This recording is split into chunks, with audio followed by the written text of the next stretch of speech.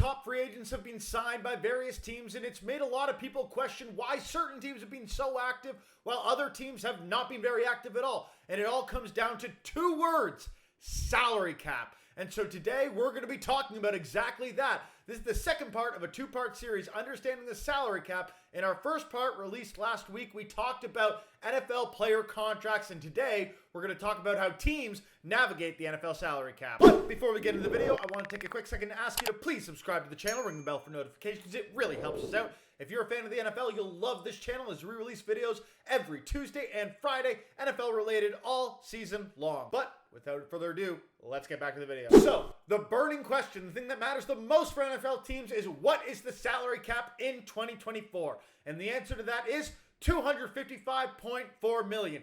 Thank you for watching this video. I hope you all had a good time. We'll see you all later. Peace! Actually, wait, there's a bit of time left in this video. Oh yeah, that's because this is actually not the NFL salary cap. This is just a portion of the NFL salary cap. While this is the portion that the NFL states teams have the ability to use, there are actually other adjustments. And the first adjustment is a cap roll forward. This is effectively where teams can roll forward unused cap from the previous season to use in the current season. However, it should be noted that not every team can use the cap roll forward, especially if they were up against the salary cap in the previous season. The second salary adjustment is incentive adjustment. If you remember from our video on player contracts, incentives can either be expected to be paid or not expected to be paid. And how you determine if they're expected to be paid is pretty simple. They're expected to be paid if that incentive was hit in the previous season, and they're not expected to be paid if that incentive were not hit in the previous season. And where this has an impact on the salary cap is if an incentive was not expected to be hit, say in 2023,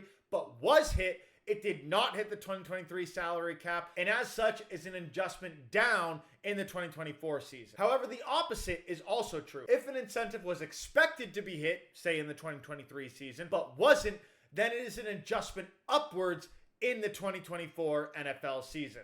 So you might be asking, well, how much can these really have an impact on NFL team salary caps? And the answer is pretty drastically. So let's look at the highest salary cap team in 2024 and the lowest salary cap team in 2024. And lo and behold, it's the Super Bowl matchup. The 49ers have $297.5 million in cap space. That is more than $40 million above the NFL's prescribed cap rate, primarily because they have a significant amount of cap roll forward, as well as some incentive adjustments that are working positively in their favor. Compare that to the Kansas City Chiefs, who basically have no cap roll forward and only had negative incentives, primarily because of winning the Super Bowl and some incentives tied to winning the Super Bowl, that the Chiefs actually have a lower salary cap than the NFL's prescribed rate. And the difference between these two teams is more than $45 million in cap room. That is basically a top player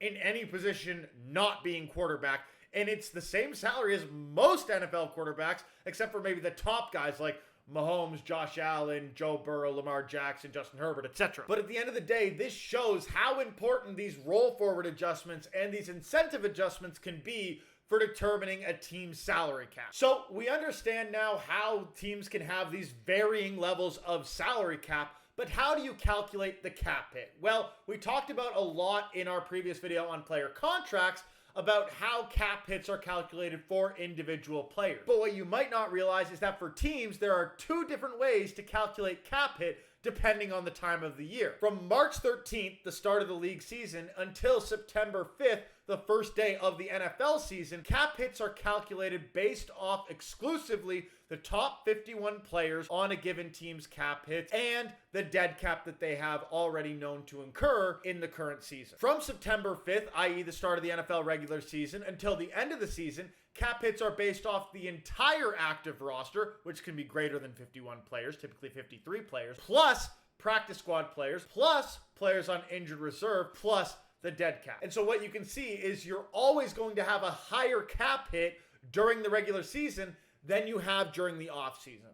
And the reason for this is because teams always need to maintain cap compliance. They're not allowed to be cap compliant outside of the league season. And so having this easier to fall into cap hit during the offseason allows teams to hold guys that'll be cut eventually as of June 1st. While you can cut guys as of June 1st prior to that point in time, you can only do that twice. And so if you want to cut guys as of June 1st beyond those two players, you need to wait to June 1st, in which case you need to be under the one salary cap, but not under the regular season salary cap. Again, it's quite confusing, but it's pretty simple. Just remember, one salary cap at one point in time, another salary cap at another point in time. And so let's look at this in practice. And a team we'll use is the Dallas Cowboys. Now, a lot of people were quite upset that the Dallas Cowboys did effectively nothing during NFL free agency. And the reason actually makes a lot of sense once you understand the salary cap. So the Dallas Cowboys had $4.07 million in cap space available. But remember,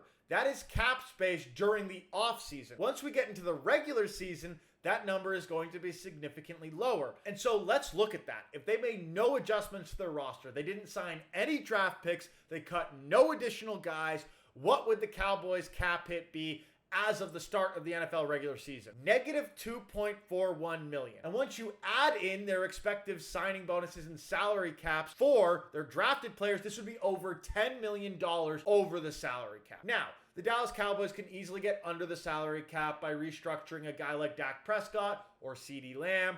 But at the end of the day, signing a bunch of players is just going to make this even more difficult to deal with and make it so the Cowboys need to cut guys currently on their roster that wouldn't be great for the team all told. And so this is why the Cowboys haven't been that active in free agency, because while they, yes, are under the current salary cap, they will not be under the regular season salary cap. And so they are planning to that salary cap, even though they're under the current one. Yes, again, confusing, but again, just two time periods that teams are paying attention to. So let's look at another example. Let's look at an example of Keenan Allen. A lot of people question why the Chargers traded away one of their best players in Keenan Allen for only a 4th round pick when they were already cap compliant. It kind of didn't make sense to a lot of people, but let's actually analyze it, investigate it, and understand why they might have done this. So, before the Keenan Allen trade, the Chargers had $6.04 million in cap space. Now, it should be noted, that is cap space during the offseason as well as during the regular season, because the Chargers only had 51 players under contract as at the time they traded away Keenan Allen. So with the trade of Keenan Allen, the Chargers ended up saving $23.1 million in cap. You might already be seeing why they made this trade, because that is a significant amount of cap savings just by trading a guy away. And so that means the Chargers have available to them now $29.14 million in salary cap. And you might be thinking, well, $29.14 million, that's a ton of cap room. Why would they trade away Keenan Allen, especially when they were under the cap during the regular season? And it's pretty obvious once you start to think about it. Let's look at their draft picks. Their expected draft pick cap hit is 14.07, more than $8 million above what their cap room was prior to trading away Keenan Allen, meaning that after trading away Keenan Allen, they have $15.07 million in cap space with 60 players on their roster. Now, you might think, again, 60 players, that is well above the 53 players needed for an active roster. And yes, there might be practice squad guys, but a few of those guys can be on the practice squad, and it's pretty cheap to sign guys on the practice squad. Why couldn't they have just done other things? Restructuring Keenan Allen, restructuring someone else. And at the end of the day, they did try to restructure Keenan Allen, but Keenan Allen didn't want to take a pay cut. And the Chargers knew that a 32-year-old wide receiver that they can net a 4th round pick for and save $23.1 million in cap hit was good value, especially when it meant that they could sign all of their draft picks as well as the practice squad, as well as have players be eligible for the injured reserve if needed in order to make their roster construction work. Because again, their current roster plus their draft picks would only have 60 active roster spots under control. Compare that to last year, where at the end of the 2023 NFL season, the Chargers had 80 guys that were either on their practice squad, active roster, or injured reserve at the end of the season. That is significantly more than the 60 guys they currently have under roster or accounted for with their draft picks. And as such, getting this additional cap space is crucial for the Chargers to be able to operate in the 2024 season. So while yes, getting rid of Keenan Allen sucks and he's a great player, but getting rid of the 32-year-old wide receiver to basically fund the rest of your off season and be able to fund your entire practice squad, injured reserve, and draft class, all of a sudden that starts to make a lot more sense. But that's it for our video on NFL salary cap. Remember, this is part 2 of a 2-part series, with part 1 being on NFL player contracts. If you haven't watched that video, I highly recommend it if you're interested in learning about the NFL salary cap altogether. I hope you enjoyed this video. Let me know in the comments if you like this type of video. That's it for today, though. I'll see you all next time. Peace!